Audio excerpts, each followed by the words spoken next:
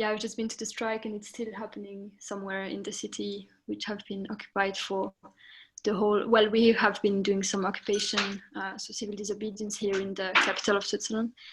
And so regarding the treaty directly, I think, you know, we've been saying since the beginning, keep it in the ground at every strike. So now it's like directly explaining in a concrete way, how is it possible to make it happen with the legislation behind and all of the complicated stuff that we might not get from our young age sometimes. But yeah, I definitely think it's filling up this gap which is missing in the Paris Agreement in the first place, and that we absolutely need now.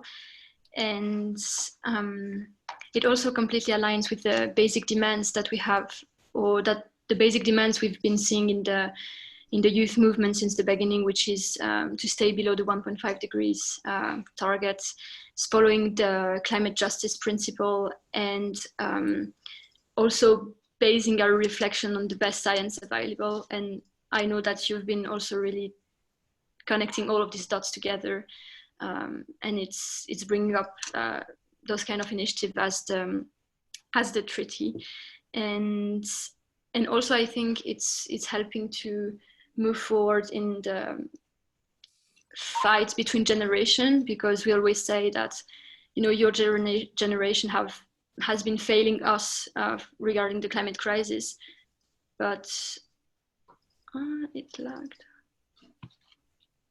We can hear you. You can hear, okay. Sorry, good. But I think it's also a way to move forward that sort of fight we can have endlessly between the two generations, and just, or whatever generation you are part of, but really go further that and being, okay, now we unite and we have this initiative, and we know that we have to keep it in the ground, and it's not with compensation and technologies that we will go somewhere, because those technologies are still like not really working on that big scale.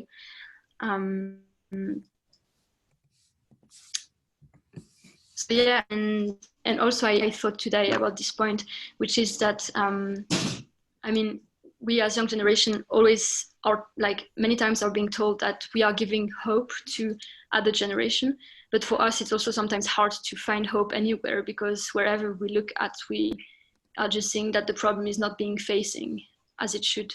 And I think having such initiative, personally, it's giving me hope that we can move and really bring strong and bold climate policies and climate tools for moving out of fossil fuels as a whole society.